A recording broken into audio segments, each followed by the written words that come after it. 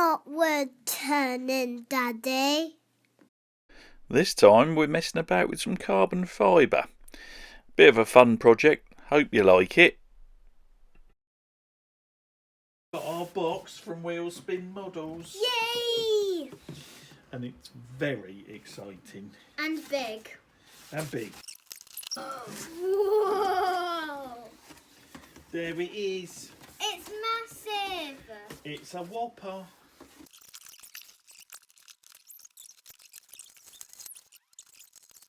These Arrma Senton short course trucks are fantastic. Really high performance, very rugged.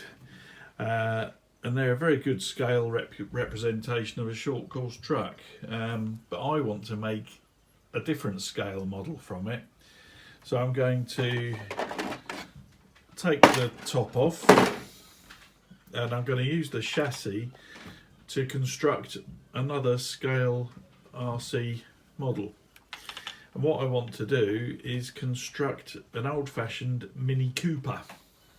So I found some scale drawings of the old Mini Cooper, and from those I've managed to cut out some templates of the various parts, and I'm going to use these to cut out some polyurethane closed cell foam. I've got a big sheet of it somewhere, 2-inch foam, or I hope I have, and I'm going to cut different blocks out to build a basic model of a Mini Cooper, which I will then carve to shape, and it should fit on this, and it'll go from being a 1/10 scale short course truck to a 1/6 scale Mini Cooper. I broke the model down into various sections and cut out blocks of the foam, as you can see. I then marked out angles for my sanding machine and then sanded the blocks accordingly to the correct angles, and then rounded them off and sanded them some more. I then taped and clamped all the blocks and sections together and glued them with polyurethane glue. You do need to bind them together because the glue does expand a bit when it's set. But there it is, all shaped and ready to go. Well, here's work so far. I've created my foam Mini. You can see it's made out of all the separate blocks of foam all glued together with polyurethane glue. And it's just about ready now for putting some carbon fibre cloth over. I built it out of the closed cell foam, I sanded it all, shaped it, I then painted it in epoxy resin just to harden the surface a little bit, make it a bit more durable while I'm working on it. That raised all the little fluffs and made it rough, so I had to cut it all back with some lots of hand sanding basically to get it all smooth again, but it's now a nice hard smooth surface to bond the carbon fibre cloth to. So there it is, just about ready. There's a couple of little bits I just need to fill with a bit of epoxy resin first, a couple of little divots, but essentially that's ready. This, in mould making terms, I suppose you would term a plug. It's known as a plug. Well, there we go. It's recognisable now as a Mini Cooper with the extended wheel arches for the bigger wheels that I've got on the car chassis. But yeah, pleased with how that's come out. A lot of work. It's taken hours to get to this stage, but I think it was worth the effort. I just got to be careful not to mess it up. The next stage that I will try and film is going to be painting this with some epoxy resin, and it'll only be a very thin coat, and you leave it for an hour and a half to 2 hours till it's just tacky but doesn't come off on your fingers. And when it's at that tacky phase, you then smooth the carbon fibre cloth over, and that will stick it all down onto the surface. And as soon as that carbon fibre, I've got it all moulded in and out and around all this awkward shape, I then paint more resin over the top, let that tack up, and then put another layer of carbon over the top. I hope I've got enough cloth. I haven't measured it yet. I think I've got enough left over from when I made my kayak paddle, but that's the plan anyway. Now for the tricky bit. You've got to be very careful when handling carbon fibre not to pull the fibres. I have taped the edges to stop them fraying, and it's just a case of working this sheet until it follows all the contours. It really was a very, very tricky job. It took me a lot of time. Once I've done that, I then immediately combed a layer of epoxy resin into the carbon fibre, using a credit card here, just to really push it into the fabric, so it's going right into all of the weave. Here it is the next day. So we've got one layer of carbon cloth on here at the minute, and it was very tricky to do because of the compound shape, all the different curves and things, and I did have to cut some darts in it and some folds, but it went pretty well. It just took a long while. It's pretty smooth. There's a few bits I'm going to have to sand flat, and certainly where I've done some darts and folds I need to sand it flat, but it really is minimal, the work I need to do. What I'll do is flatten those bits off gently, and then we'll put another layer of carbon over this. I've got to wait for that because the leftovers I had of the carbon fibre weren't quite big enough to get a whole sheet over this. So we'll do another layer when that arrives. I'm then going to peel away some of the foam inside and see if that is enough just to keep it stiff. I don't want to put too many layers of carbon on the outside because you start to lose the shape. So what I intend to do is if 2 layers is enough to hold the shape, I will peel the foam out from inside and then layer it up from the inside in areas that need a bit more strength. So I'll try and keep the weight down that way as well. Well, that's where we're at. Very pleased with how it went, but it was very difficult. Obviously you learn each time you do these things. There's certain areas where the weave has pulled a bit and it gives this impression of rippling, but in actual fact it's smooth. There aren't any ripples there.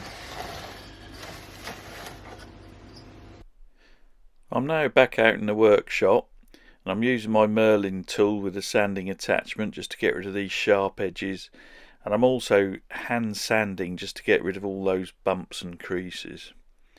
Getting ready for the next layer. This is where I'm up to. Now got 2 layers of carbon cloth over the foam. The second layer went on much easier than the first. I started at the roof, worked my way down, squeegeing it onto the tacky resin, making sure I got in all the folds. It went on much better this time, essentially because I planned where I was going to put the pleats in, or the cuts. So I put one each side here and here, and a couple down the back and a couple down the front there. Much easier rather than trying to do it all without any folds or joints or anything, because you just won't achieve it on a shape like this.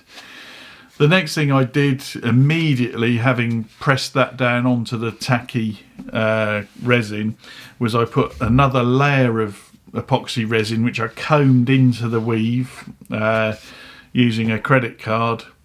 I let that set up for 1.5 hours to 2 hours so that went tacky, gelled, and I then put another layer of resin over the top of that, which I painted on rather than carding on, so that it went on slightly thicker, just thick enough so it didn't run.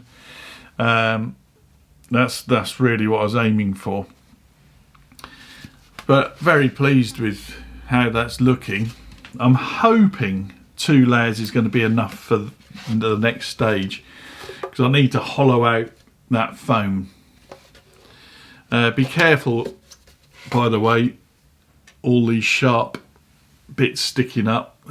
Once they got resin on this carbon fibre, they form terrible splinters, so keep your hands away from that.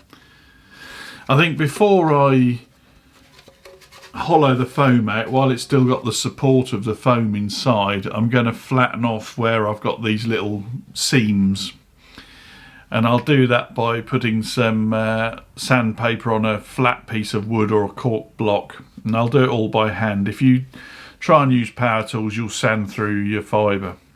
And I'm just going to flat this off all over using a sanding block, and then we'll start hollowing the inside out.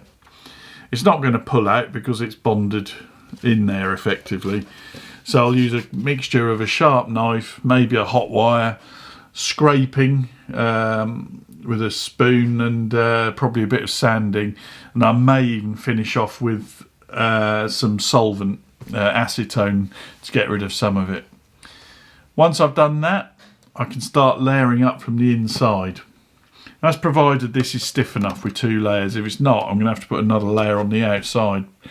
I'll do a couple of experimental pieces, but I don't want it too thick on the outside because you start to lose the form, and I don't want it too heavy either. I'd rather be able to hollow this out and just strengthen the pieces from the inside that I want strengthened. But I'll try and get some footage of that in the garage. I'll set a camera up. It's blooming cold today. We've actually got, it's snowing outside, and we never get snow here. It's very, very rare. This little bit of the south coast where I live rarely sees snow, but it is actually snowing at the moment. So I'm going to have to wrap up warm and go in the garage and sort this out. Yeah, always a quick note on sanding. Like I say, do it by hand. Get rid of these sharp edges. Wear breathing apparatus and gloves as well, because the dust this produces is horrible. So just be really careful. So now we're on to the hollowing out bit. This was really tedious. I started off with a knife, and then I used a hot wire on my Peter Child wood burner. I made a loop, and that was quite effective, but you could only remove very small bits at a time. I then did an awful lot of scraping with a spoon that I've got with a sharpened edge, which I use for certain hollowing out procedures. And finally, I used some acetone, which is a solvent for this foam. And I just sloshed that around, and that cleaned out any remaining foam. But it took quite a long while. But there we are. There's the finished job. It actually turned out very, very stiff and didn't need much strengthening. Here I am, I've flattened off all the outside, and I'm now cutting out the window shapes, which I've masked off. Using a Dremel with a cut-off wheel on it, which is very good at cutting through carbon fibre. Just very carefully sticking to my lines, and here I'm making a sort of a strengthening beam to go across the back inside, and this is partly to strengthen it, but it's also where the body mounts on the chassis are going to fit. It's easy on the bonnet. I can just put some modified mounts and it'll fit on the bonnet, but the back required something else. So I made up this sort of beam out of 2 or 3 layers of carbon fibre, which I moulded around a block of wood I'd shaped, and I used a little bit of baking parchment to stop it sticking, and then weighed it down with some corian, and that actually worked really well, produced this really nice shaped sort of girder. And there it is, and then you can see how it fits on the body mounts, and then the body goes on that, so that will be bonded into the body with epoxy resin. That's the rear mount sorted. Then what I do is modify some front body mounts off a different Arrma truck, and I've lengthened those using these bits of aluminium tube. And here I'm cutting out some decals or decals that I printed off on special printer paper. These are water slide ones.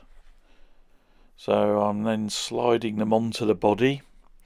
And here's the body after it's been lacquered. It's had 2 or 3 layers of lacquer. And it's the sort of lacquer you put on cars. It's an acrylic lacquer. And then we're on to applying the stripes. And this is actual sort of go faster stripes that you buy for proper cars, and I'm starting to create the checkered roof. The first stage is just to cover the whole roof in stripes, and I then carefully mark out and cut across the stripes using a very sharp scalpel blade. It took quite a bit of fiddling about to get it looking nice, but I was pleased with the result in the end. And then what I did was peel off every other square that I'd created. This also took quite a long time, but it was worth the effort. It really looked good in the end. Then we're on to making light clusters. I cut these out of acrylic sheet, orange, red and clear, and bonded them together with that solvent weld. I sanded them off first just to give the weld something to dissolve and bond them properly. And they're drilled through because I've got some coloured LED bulbs that actually sit into those holes. But they're the finished light clusters, all ready for the LEDs.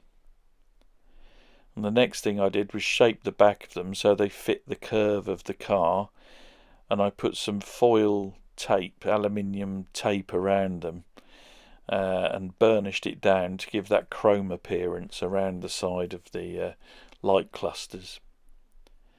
I was very pleased with how they came out. They worked out just how I wanted them, really.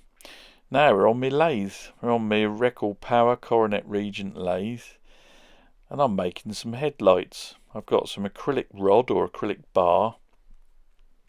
I'm using some Easywood tools, carbide tools. I'm using negative rake ones, and I'm just shaping these, and you can see there's the basic shapes, and they're done so they'll slot into the headlight sockets. I then mount them the other way round in the lathe, and I create the domed front to the lens using a little mini chuck here with round nose jaws on it. It's a little SC1 chuck. I'm just shaping it, giving it the lens its curve. Very handy having a lathe. It make all these sort of things. I'm then defining the sort of the bezel that goes around the outside, just using a detailing tool. A little bit of sanding. Then I use Yorkshire Grit, which is an abrasive paste, and that brought these up like glass straight away. Fantastic. Gave a really good result. The bezel, I used some of the foil around that, but you can see the headlight lenses, and I've got some powerful LED bulbs to put behind those. At long last I've finished it. It's been a long haul, but here's my semi-scale Mini Cooper, made out of carbon fibre, and I'm very pleased with it. If the sun stays out, I'm taking it for a test drive this afternoon. We'll try and get some footage of it to put in the video, but really delighted with how that's come out. The carbon fibre was difficult. I learnt a lot. If I did it again, I'd do it differently, but it's produced a very strong, very lightweight body. So this started off as a 1/10 scale Arrma Senton short course truck, and it's now a 1/6 scale Mini Cooper. And yeah, it's quite a hefty piece of kit. It should do about 45 miles an hour, which is a scale speed of something like 280. And all the lights work. Headlights are controlled by the radio control. I've made my rear light clusters. Any of the chrome work is done using foil tape that you repair ducts with, and I burnished it, cut it and burnished it. So any of the chrome looking bits, that's how I did those. Apart from the grille, that was with chrome striping you get to put on the exterior of a full-size car, and I cut those up to make the chrome grille. Virtually all of it was scratch built, apart from the four rally lights along the grille there. I bought those off eBay. just about all the parts for this came off eBay. Various people on eBay. The vinyl stripes came from somewhere called Stripe World. The carbon fibre I got off eBay. Yeah, just about everything really. The decal paper, the coloured acrylic for the rear light clusters, all the LED lights. It works. I've tested it just to make sure it's all working, but like I say, let's see if we can get some footage of it running. Thank you very much for watching. It's been a long job, this one. It's stopped and started and done bits and pieces whenever I can, but it has been a long job. Be back soon with some more videos.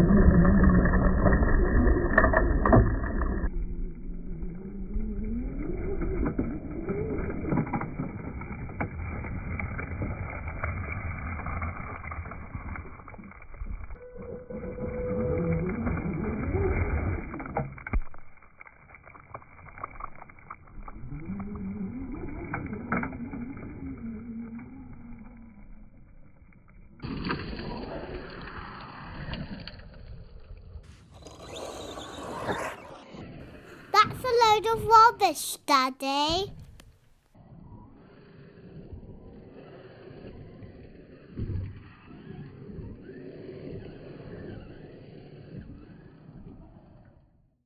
Here's a few stills so you can get a better look at the finished car.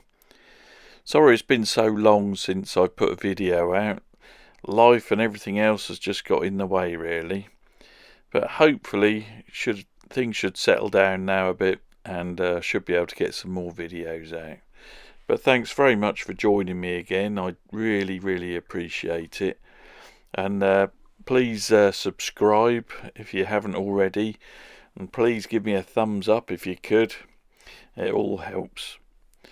Doesn't cost anything to subscribe, and if you hit the bell button, then you'll be notified next time I manage to put another video out. More rubbish coming soon. Yep, I'll be back soon with some more videos, and hopefully won't keep you waiting quite so long this time.